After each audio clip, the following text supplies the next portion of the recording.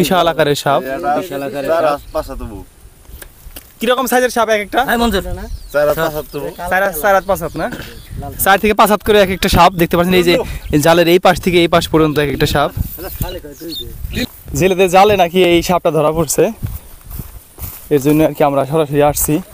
এই যে সবাই মিলে এখানে জাল তুলতেছে। আসলে কি সাপ সেটা সরাসরি দেখাবো আপনাদেরকে।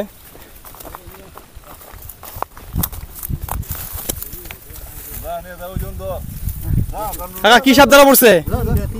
3টা না? রাসেল ভাইপার নাকি?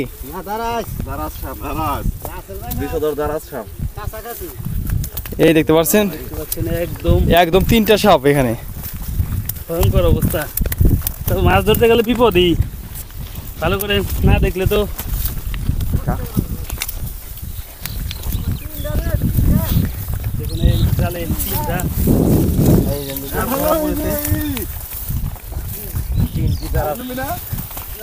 এই দেখেন বড় বড় সাইজের সাপ, ছোট আছে একটা।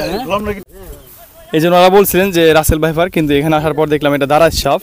এখানে 5টার মতো সাপ দেখা যাচ্ছে। এই যে বড় 3টে এবং ছোট 2টা সাপ আছে।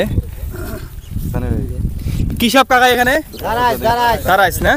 দারাজ সাপ কিন্তু খুবই ভয়ঙ্কর সাপ। এই দেখতে পাচ্ছেন একদম বড় বড় সাইজের সাপ। এগুলো কিভাবে পড়লো কাকা? মাছ খাইতে আসছিল নাকি? মাছ খাইতে মনে বিঘাতে ঢুকছে। এই যে মাছ খাইতে গিয়ে ধরা পড়ছে এই সাপ। ওই মাথা জায়গা আছে, একটু সরে রাখেন, মাথা লাগে না, ওই দূরে এই সব বিষধর না। হ্যাঁ দেখুন খুবই বিষধর, বিশাল আকারের সাপ। বিশাল আকারের সাপ, 5-7 কিরকম সাইজের সাপ এক একটা? 4-5 না, 4 থেকে 5 হাত করে এক একটা সাপ দেখতে পাচ্ছেন। এই যে জালের এই পাশ থেকে এই পাশ পর্যন্ত এক একটা সাপ। এই যে মানিকগঞ্জের দৌলতপুরে জেলেদের জালে 4 থেকে 5টা সাপ ধরা পড়ছে। ওনারা বলতেছে রাসেল ভাইপার নাকি। আমরা দেখতে আসছি সরাসরি। এই যে দেখাই যে এখানে কি সাপ। এই যে না দেখলে তো বিপদ হয়ে যেতে পারতো না। কাকা এগুলা কি সাপ? দারাজ না? এই এখন তো রাসেল ভাইপার ধরা পড়ছে মানিকগঞ্জে। এগুলা কি রাসেল ভাইপার? সবাই ভাবছিল রাসেল ভাইপার, কিন্তু রাসেল ভাইপার না, দারাজ সাপ। এই যে দেখতে পাচ্ছেন বড় বড় সাইজের সাপ, 4-5 হাত করে সাপ। ওনারা এই জালে ধরা পড়ছে, ওনারা এই যে ছেড়ে দেওয়ার জন্য আসছে।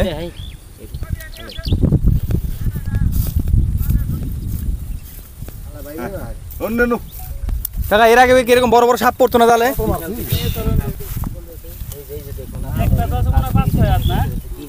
বড়টা কয় হাত হবো কাকা? বড়টা 4 হাত হবো। 4 হাত না? 5 হাতের কম হবে না?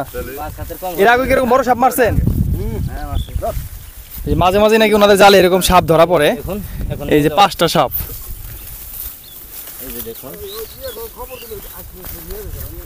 এই যে ওনারা সাপ ছেড়ে দেওয়ার জন্য নিয়ে যাচ্ছে। ছেড়ে দিবেন না, মারবেন না, দিয়ে দিবেন না। কেন মারবেন কেন? ছেড়ে দেন।